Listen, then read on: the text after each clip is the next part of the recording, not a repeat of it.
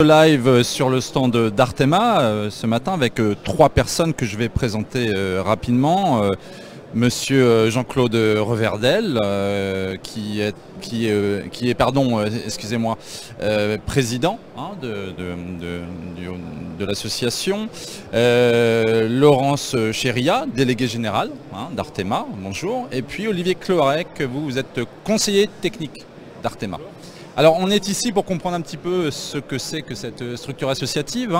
Jean-Claude Reverdel, est-ce que vous pouvez nous présenter un petit peu ce réseau Artema est une association professionnelle représentant les industriels des composants et systèmes mécaniques et mécatroniques. Les professions représentées sont l'étanchéité, les fixations, les roulements et guidages linéaires, les transmissions et automatismes mécaniques, hydrauliques et pneumatiques. Artema est membre de la FIM, la Fédération des industries mécaniques, et membre également de 4 comités européens. Peut-être quelques chiffres. Artema, c'est aujourd'hui environ 150 adhérents, plus de 7 milliards de chiffre d'affaires, dont 50% à l'exportation, 35 000 salariés environ, une très belle représentativité, 80% de la production en France et 70% du marché européen. Français, pardon. On est plutôt sur des structures, des entreprises de taille moyenne. Quel est le schéma à peu près? Alors nous avons au sein du syndicat de belles ETI, mais effectivement la majorité de nos adhérents sont des PME-PMI qui voient l'intérêt justement d'adhérer à une association professionnelle pour avoir des informations benchmarkées et pouvoir, je dirais, échanger avec leurs pairs. Il y a des segments privilégiés, il y a plus d'entreprises d'un secteur plus que de l'autre. Est-ce qu'il y a des tendances fortes? Non, je dirais que c'est lié ça au tissu industriel français, mais on a des très grandes entreprises plutôt dans le roulement et les entraînements mécaniques et hydrauliques, mais nous avons encore une fois différentes tailles d'entreprises et nous ne privilégions aucune taille d'entreprise. Toute société, quelle que soit sa taille, bienvenue à notre syndicat professionnel. D'accord, alors on sait qu'on vient de passer une période difficile, Global Industries marque un petit peu le retour à la vie, on va dire. Quelle est la conjoncture aujourd'hui des professions d'Artema en septembre en ce moment, et puis les difficultés rencontrées, même si aujourd'hui on a plus le sourire parce qu'on est tous là sur un salon, où est-ce que ça coince encore? Alors, en fait, pour faire un petit historique, 2020 était une année compliquée, difficile, avec la crise sanitaire et bien entendu une chute du chiffre d'affaires de nos adhérents. En moyenne, on est entre 15 et 20%, ça dépend des professions. Mais depuis début 2021, nous assistons à une très belle reprise avec des carnets de commandes qui se remplissent et donc de belles perspectives, des nouveaux projets, des gros projets qui refont surface. Et donc nous sommes très optimistes pour cette année 2021. Malheureusement, à côté de cette demande forte, cette conjoncture favorable, nous avons des tensions au niveau des approvisionnements, que ce soit au niveau des matières premières, des composants. Quelquefois, ça touche le carton, le bois, pour faire des palettes, pour expédier nos matériels. Donc nous sommes confrontés vraiment à pratiquement un contingentement de certaines matières. Lié, accompagnant, je dirais, par ricochet, ces pénuries et ces contingentements, nous avons également de fortes hausses des prix des matières premières et indirectement des composants. Et cette pénurie et ces prix, bien sûr, ne favorisent pas, je dirais, la reprise, je dirais, factuelle, donc les livraisons de matériel. Associé à ces pénuries, nous rencontrons, nos adhérents nous remontent des difficultés de logistique, avec, bien entendu, pour certaines matières premières qui viennent plus ou moins d'Asie, nous avons des difficultés dans les ports, des ports qui ferment, etc., suite au Covid. Donc vraiment de grandes difficultés et qui nous pénalisent par rapport à cette reprise économique. À cela, quelques interrogations également sur le recrutement, les compétences. Nous avons de plus en plus de difficultés à trouver les bonnes personnes pour répondre justement à cette demande, à cette conjoncture favorable. Et c'est un sujet qui est de plus en plus prégnant au sein de notre fédération. Quelles sont les matières premières où non seulement il y a de la pénurie, mais où en plus il y a eu des hausses très conséquentes? Où est-ce que ça bug?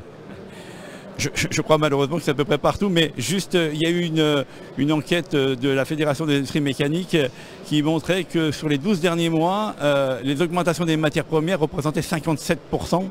Et donc toute la difficulté, c'est maintenant d'intégrer ces hausses et de pouvoir les répercuter bien entendu à la clientèle.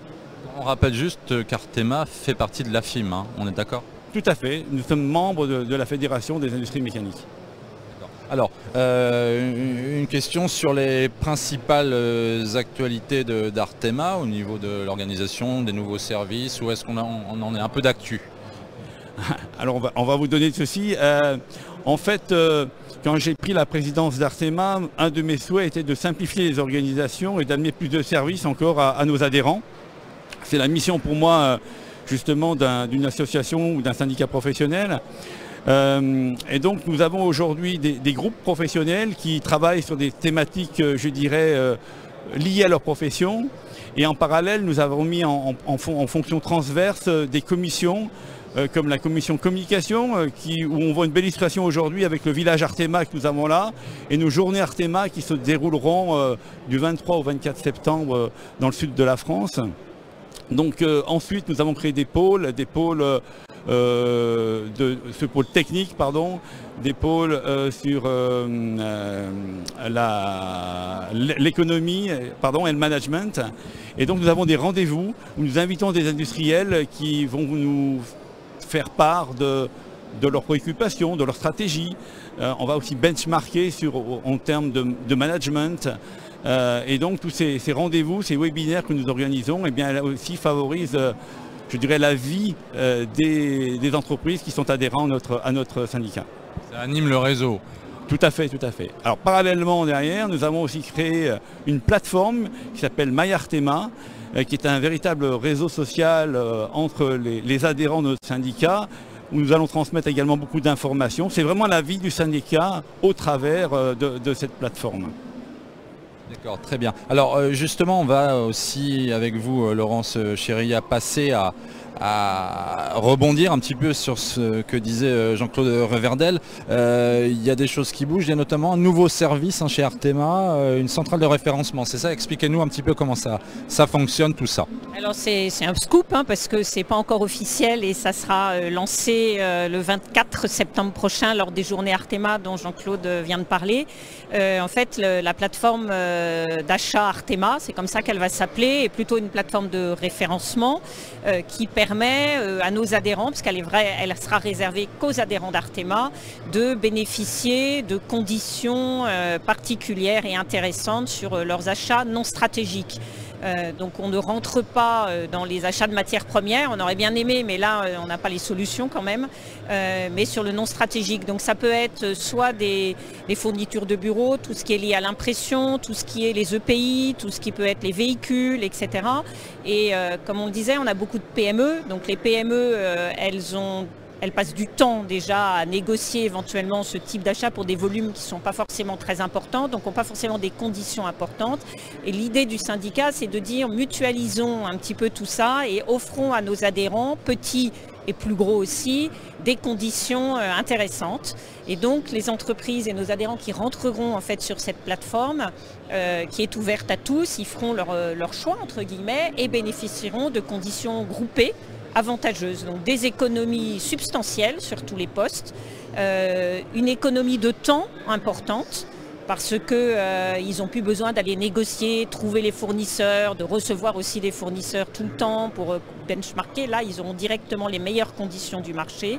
Et puis en même temps, c'est une communauté, c'est la mutualisation, je crois beaucoup au collaboratif, et ça sera une plateforme. Donc voilà, on est dans l'ère des plateformes, mais celle-là, elle est utile et avec, pour nos entreprises, des économies. Voilà, donc ça, c'est un des gros chantiers actuels et long lancement officiel.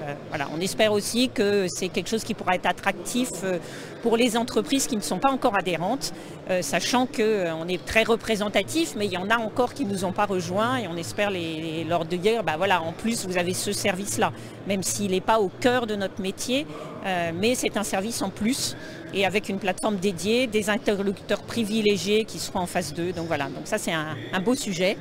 Et voilà. Quand on dit référencement, c'est une centrale d'achat, c'est bien ça? une sorte de centrale d'achat. Pourquoi réintégrer ça chez vous? C'est-à-dire que c'est plutôt quel intérêt de faire un service dédié finalement en interne à Artema? Eh ben, c'est justement ces centrales d'achat, il y en a qui existent. Chaque entreprise pourrait y aller adhérer directement en fait à ces centrales d'achat. Mais quand on mutualise, là c'est Artema. Et c'est un investissement d'Artema qui a été décidé par le conseil d'administration d'adhérer pour le compte en fait, de tous ses adhérents. Et donc les adhérents rentreront sur cette plateforme et tout directement sans coût. Pour eux, c'est tout bénef. Hein, et donc c'est un choix du conseil et des administrateurs qui ont dit, et comme disait Jean-Claude, il faut donner plus de services aux adhérents, et donc ça, le conseil a dit on investit dans ce service-là et on sait qu'il est utile et il a été testé avec quelques-uns et on voit qu'il y a un intérêt important. Donc à la fois un service supplémentaire et des économies, et aujourd'hui toute économie est bonne si on peut mettre l'argent ailleurs que dans des fournitures ou gagner du temps pour justement aller plutôt trouver des nouveaux marchés, des nouveaux clients, développer, etc. Donc c'est l'assistance aux adhérents qui est un service intéressant. Et voilà, c'est ça. Et vous le rappelez tout à l'heure, vous le rappeliez, c'est des achats généraux, on est bien d'accord. Tout à fait. Oui, on ne rentre pas sur les achats stratégiques en tant que tels. On verra si on peut élargir. On va commencer avec une base et puis on verra si on peut élargir. Vous n'allez pas passer sur la négociation des matières premières pour vos adhérents? Non. Non, puis je pense que je n'ai pas forcément les capacités pour ça, mais en même temps, c'est un sujet majeur, mais on peut les aider autrement, mais pas là-dessus. Non. Voilà. Donc ça, c'est un des exemples d'actualité. La deuxième actualité dont je voulais juste parler, mais rapidement. C'est le lancement de votre nouvelle commission maintenance et services, c'est bien ça? Oui, la maintenance et le service sont des choses qui se développent énormément, surtout pour nos professions et qui, notamment avec la mécatronique, apportent en fait des services et de la maintenance qu'on appelle connectée. Donc il y a beaucoup de choses qui évoluent et il était normal en fait de lancer cette commission rapidement. Donc voilà, la première réunion a lieu en octobre. Il y a notamment pas mal de sujets à traiter, il faut qu'on priorise tout ça. Il y a la partie technique et un peu mécatronique, mais ça on a aussi, parce qu'on a une mission mécatronique qui a déjà travaillé, il va continuer à le faire. Et en même temps, il y a tous les aspects juridiques de la maintenance, les contrats d'intervention, les conditions générales, voilà, qui sont des sujets importants, notamment pour des PME. Et voilà, donc ça va être le premier chantier du mois d'octobre sur le sujet, et on a des adhérents en fait en maintenance, ils sont déjà adhérents ou membres associés, ça dépend. Donc on a à la fois nos adhérents, puis il y a des boîtes, des entreprises qui sont dédiées à la maintenance, notamment dans l'hydraulique. C'est un secteur où la maintenance hydraulique n'est pas mélangée avec d'autres. Donc là, il y a vraiment des spécialistes, donc leur apporter aussi un petit plus et le savoir-faire d'Artema dans le domaine juridique, épaulé par la Fédération des industries mécaniques qui a un pôle de juristes, donc qui nous aide beaucoup. Voilà rapidement ce que je pouvais dire sur deux sujets. Mais après, je voudrais qu'on rentre aussi dans le concret. Alors, je vais laisser... Bien sûr, on va être dans le concret parce que ce qui est concret, c'est ce que M. Cloarec, Olivier Cloarec, qui, je le rappelle, est conseiller technique d'Artema et animateur de la commission mécatronique, il tient dans ses mains des publications, visiblement, dont il va nous parler. Je crois qu'il y a un guide méthodologique. Dites-nous tout. Voilà, bonjour. Donc, je vais vous parler de deux guides qui ont été publiés récemment par Artema. Donc, c'est d'abord un guide, le premier, sur la performance énergétique des transmissions et des automatismes pneumatiques. C'est un guide de bonne pratique, donc, publié en novembre 2020. Donc, il est téléchargeable sur le site artema-france.org en PDF. Et un second guide, donc, qui est un guide plus technique qui s'adresse davantage donc, au bureau d'études mécaniciens. Hein. Donc un guide vraiment basé sur une réflexion technologique approfondie. Donc ce guide porte sur l'étanchéité et les états de surface. Voilà. Donc il est, lui par contre, disponible par bon de commande, donc pour la modique somme de 35 € hors taxe. Il a été publié donc, en mai 2021. Alors, sur le premier guide, hein, donc, qui est un guide de bonne pratique, voilà, je vais le présenter davantage ici. Vous vous reculez dangereusement, donc on va, voilà. Voilà, donc ce guide, en fait, il a pour principe, au départ, de constater que quand on fait l'acquisition d'une solution pneumatique dans une entreprise, en fait, 75% en fait, du coût de possession revient au coût de consommation et d'énergie. Donc ce qui est considérable. Donc on voit tout de suite le gain qu'il est possible de faire. Donc c'est l'objet de ce guide, c'est de proposer des solutions concrètes pour justement réduire la facture énergétique. Donc dans le guide, vous avez une première partie qui présente les composants pneumatiques d'Artema. Et ensuite, dans le deuxième volet qui est plus intéressant, et plus original bien sûr, c'est la partie étude de cas, donc, qui présente à partir de cahiers des charges simplifiés, voilà, des solutions qui permettent de voir entre une solution classique, donc avant, et une solution améliorée après, le gain qu'on peut faire en termes de réduction de consommation énergétique. Donc ça peut être de l'ordre de 20, 30, 40%, même jusqu'à 80% dans certains cas, ce qui est quand même considérable. Et en même temps aussi, on voit le retour d'investissement en faisant une conversion en euros de ce gain. Voilà. Donc ça, c'est un point important. Sur ce guide, on peut dire que finalement les solutions qui sont présentées sont de deux ordres. La première, c'est justement comment éviter le surdimensionnement des composants pneumatiques.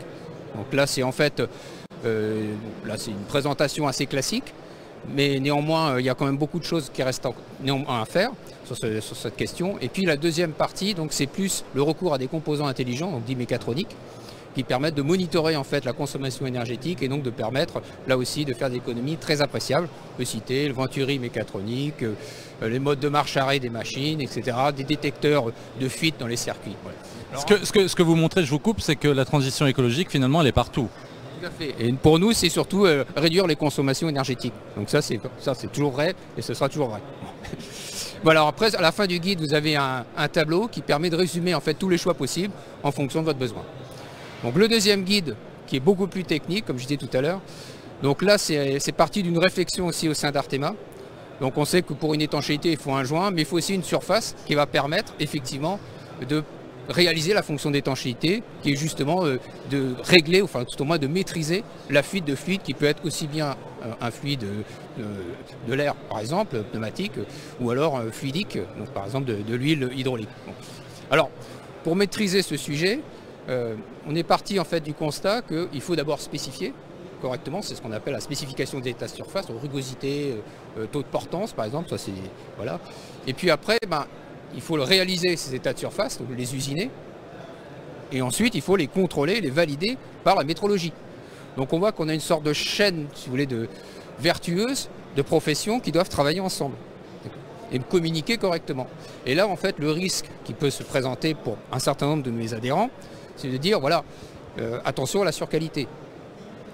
Il faut juste arriver à avoir l'optimisation en fait de l'état de surface pour réaliser juste l'étanchéité qu'on souhaite. Donc là, on s'est réunis finalement autour de la table d'Artema à plusieurs professions, donc les fabricants de joints, les fabricants de composants qui utilisent des fonctions d'étanchéité, les usineurs, les métrologues, et on a eu en plus le concours très précieux donc, de professeurs de l'INSAE Supméca en trigologie qui sont venus apporter donc, un complément très utile pour la rédaction et en proposant notamment des illustrations originales et inédites dans le guide.